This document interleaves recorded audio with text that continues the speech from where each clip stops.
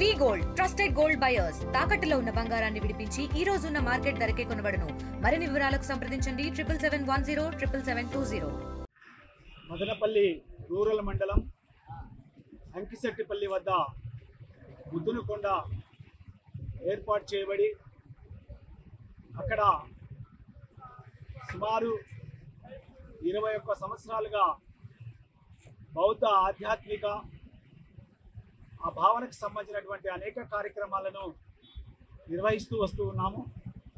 మదనపల్లి పరిసర ప్రాంతాలకు సంబంధించినటువంటి బౌద్ధ అభిమానులు, బౌద్ధ విశ్వాసులు, మానసిక ప్రశాంతతను కోరుకునేటటువంటి మానవతావాదులు అందరూ కూడా పెద్ద సంఖ్యలో ముద్దునకొండకు విచ్చేసి అక్కడ ఉన్నటువంటి ఆహ్లాదకరమైనటువంటి ప్రకృతి సౌందర్యాల మధ్య తథాగతుడు గౌతమ బుద్ధుని స్మరించుకొని ఆయన ముందు మెడిటేషన్ లాంటి ధ్యాన ప్రక్రియలు చేసుకొని చాలామంది ఆనందిస్తున్నటువంటి విషయం మనం చూస్తూ ఉన్నాం.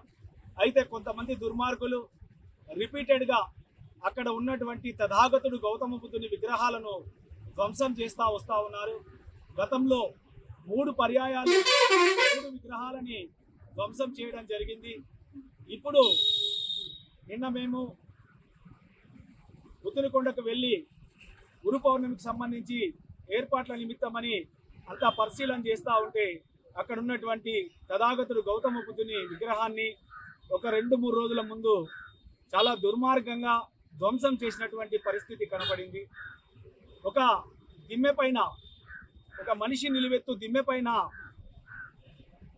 ముకులిత హస్తాలతో ధ్యానముద్రలో ఉన్నటువంటి తథాగతుడు గౌతమ బుద్ధుని విగ్రహాన్ని ధ్వంసం చేశారు. ఆ విగ్రహం మోల్డ్తో తయారు చేసింది. అంటే లోపల మన పిల్లర్స్ ఎట్లా వేస్తామో అట్లా కంకర రాడ్లు పెట్టి ఒక చాలా పగడ్బందీగా కట్టుదిట్టంగా చాలా బలంగా చేసినటువంటి విగ్రహాన్ని దుర్మార్గులు ఒక ప్లాన్ ప్రకారం ఆయుధాలు వాడి దాన్ని అక్కడి నుంచి దొప్పి కింద పడేసి ఆ బుద్ధుడి యొక్క తలని నరికేసి, అంటే దాన్ని తలను మొండాన్ని వేరు చేసి మళ్ళీ ఆ మొండాన్ని నిలబెట్టి ఆ తలని ఎత్తుకొచ్చి కాళ్ళ దగ్గర పెట్టి ఆ తల పడిపోకుండా చుట్టూలా రాళ్ళు పేర్చి ఏదైతే మనం తంగలాన్ సినిమాలో చూసామో ఆ విధంగా రియల్గా అక్కడ చేసి ఒక మానవత్వానికి మాయని మచ్చలాగా ఆడ ప్రవర్తించారు. ఈ దుర్మార్గమైన చర్య ఖచ్చితంగా మత ఉన్మాదులు చేసినట్లుగానే ఆడ కనబడుతుంది. ఎందుకంటే ఎవరో ఆకతాయిలు చేస్తే రాళ్ళు వేయడమో, చెయ్యిలో కాల్లో ఆ రాళ్లతో గోకడమో చేస్తారు.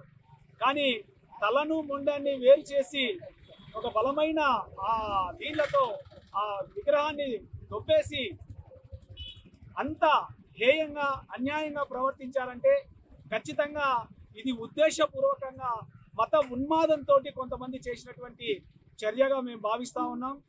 దీని మీద జరిగి నిన్న 5 గంటలకి అట్లా మేము చూసిన వెంటనే మదనపల్లి డిఎస్పీ గారికి, అదేవిధంగా రూరల్ సిఐ గారికి ఫోటోలతో సహా పంపించాము.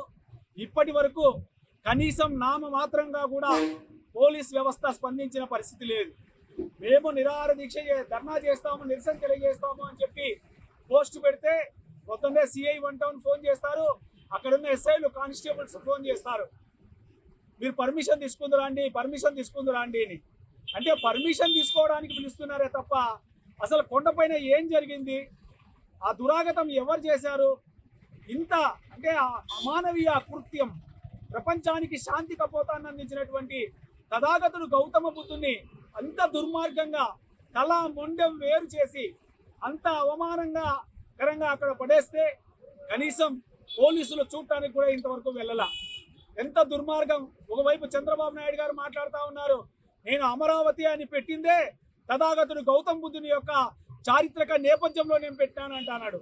ఇది బౌద్ధుల యొక్క ఆరాధ్య కేంద్రంగా నేను డెవలప్ చేస్తాను అని మాట్లాడుతూ ఉన్నాడు. మరి ఇదేనా మీరు చేసే నిర్వాకం? తథాగతుడు గౌతమ బుద్ధుని విగ్రహాన్ని తలా మొండెం వేరు చేసి పెడితే మీకు ఇంకా చీమ గుచ్చినట్లు కూడా లేదా? నేను పోలీసులు ఈ విధంగా ఎందుకు ఇంత దుర్మార్గంగా వ్యవహరిస్తున్నారో నాకు అర్థం కావడం లే. ఏదో మతపరమైనటువంటి చిన్న అంశం జరిగితే ఆ రాముడి మీదనో ఎక్కడో రాయి పడితే మీరు పెద్ద ఎత్తున ప్రజల్లో రోడ్డు మీదకి రాకనే మీరు 144 సెక్షన్లు పెట్టి బీభత్సం చేస్తారే. మరి మానవతామూర్తి ప్రపంచ శాంతి కపోతాన్ని అందించినటువంటి తథాగతుని యొక్క విగ్రహాన్ని తల నరికేస్తే పోలీసులకు సిగ్గు అనిపించడం లేదా? పోలీసులు అక్కడ పోయి చూడాలనిపించడం లేదా? పోలీసుల తీరును చాలా మేము బాధపడతా ఉన్నాం. పోలీసుల తీరును మేము ఖండిస్తూ ఉన్నాం. ఇప్పటికైనా పోలీసు ఉన్నతాధికారులు ఈ విషయంలో జోక్యం చేసుకోవాలి.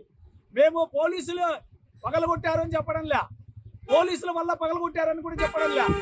అరే పగలగొట్టిన తర్వాత మీరు చేయాల్సినటువంటి చర్యలు ఏంటి? ఎందుకు అవి చేయలేకపోతా ఉన్నారు? దీని వెనకాల రాజకీయ నాయకులు ఎవరన్నా ఉన్నారా? రాజకీయ ప్రమేయంతో ఇది జరిగిందా? మరి ఎందుకు పోలీసులు నిమ్మక నీరెత్తినట్టు ఉన్నారు?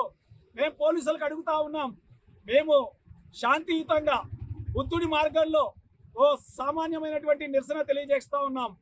దీన్ని మీరు అవకాశంగా తీసుకొని చేత కాదులే అనుకుంటే ఖచ్చితంగా బౌద్ధులు చట్టాన్ని చేతుల్లోకి తీసుకుంటే పరిస్థితి ఎట్లా ఉంటుందో శ్రీలంక, మయన్మార్ దేశాల వైపు ఒకసారి చూడండి. ఓపిక, సహనం ఉన్నంత వరకే ఉంటుంది.